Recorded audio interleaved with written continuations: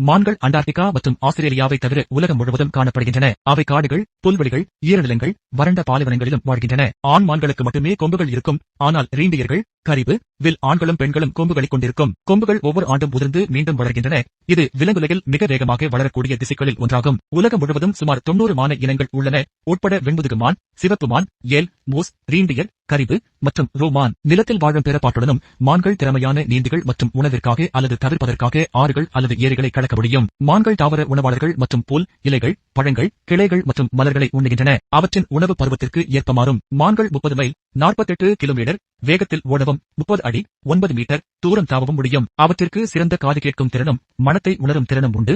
இது நீண்ட தூரத்தில் கண்டறிய உதவுகிறது. குறைந்த வெளிச்சத்தில் கூட பார்க்கும் திறமை கொண்ட கண்கள் அவற்றிற்கு உண்டு. மான்கள் குரல்கள், உடல் மொழி மற்றும் மணத்தை பயன்படுத்தி தொடர்பு கொள்கின்றன. குட்டிகள் தாயை அழைக்க அதிக ஓசை கொண்ட குரல் வெளியிடும். காட்டு சூழலில் மான்கள் 6 முதல் 14 ஆண்டுகள் வரை வாழக்கூடியவை. ஆனால் மற்றும் சுற்றுச்சூழல் சவால்களின் காரணமாக அவற்றின் வாழ்நாள் குறைவாக இருக்கலாம். மான்கள் பல்வேறு பண்பாட்டுகளில் கருணை, மென்மை மற்றும் ஆன்மீகத்தின் சின்னமாக கருதப்படுகின்றன. அவை கற்பனைகளிலும் புராணங்களிலும் முக்கியமான இடம் பிடித்துள்ளன.